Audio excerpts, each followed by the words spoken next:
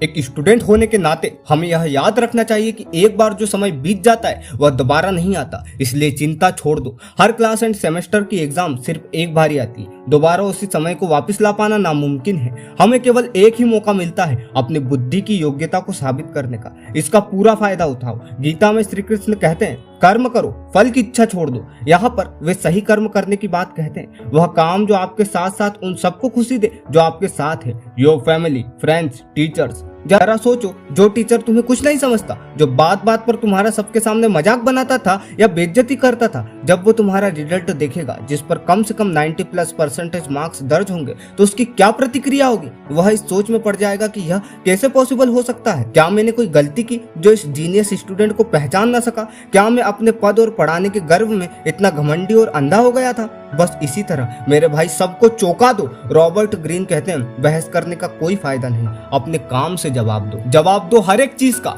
हर एक ताने का, हर एक अपमान का। दिन रात पढ़ो, घड़ी की चिंता छोड़ दो। अब समय भी आपके सामने घुटने टेकेगा। परमात्मा स्वयं तुम्हारे संघर्ष को देखेंगे और आशीर्वाद देंगे।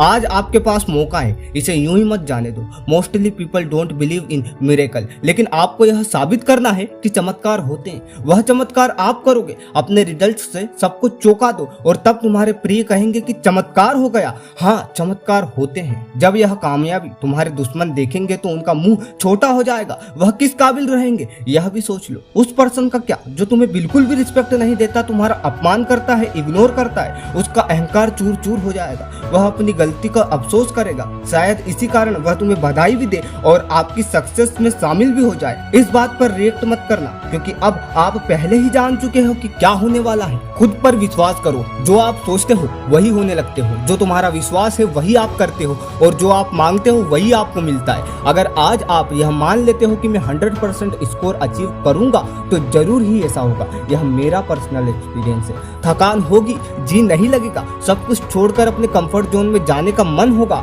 मगर आप पीछे मत देखना, हार मत मानना। इस संसार में कंसिस्टेंट एंड डिसिप्लिन्ड पर्सन को पूजा जाता है, इसलिए किसी भी हद पर रुकना मत। जॉर्ज नाम का एक स्टूडेंट एक शाम को पढ़ने का डिसीजन लेता है क्योंकि नेक्स्ट डे उसकी एग्जाम है। अब वह शाम 7 बजे पढ़ने के लिए तैयार होता है, लेकिन फिर डिनर टाइम हो जाता है। डिनर के साथ साथ वह टीवी भी देखता है। डिनर खत्म करके वह पढ़ाई का ख्याल करता है, लेकिन वह टीवी के सामने से हट नहीं पाता क्योंकि उसका फेवरेट प्रोग्राम चल रहा होता है। यह 1 घंटे चलता है और फिर वह पढ़ाई करने बैठता है। अचानक उसे यह याद आता है कि उसने अपने खास दोस्त या गर्लफ्रेंड को फोन ही नहीं किया है। वह कॉल पर बात करता है जिसमें लगभग आधा घंटा बीत जाता है। अब जब वह बुक्स देखता है तो उसे याद आता है कि डिनर कमाल का था। ज्यादा खाने के कारण उसे नींद आने लग जाती है और इस तरह से उसकी शाम बर्बाद हो जाती है। वह रात के 1 बजे पढ़ने बैठता है, लेकिन एग्जाम में कुछ अच्छे मार्क्स स्कोर नहीं करता और कुछ सब्जेक्ट्स में फेल भी हो जाता है। टालम टोल की आदत कुछ नहीं करने देती, इसलिए अपने आप से कहो, मैं वर्क स्टार्ट कर रहा हूँ।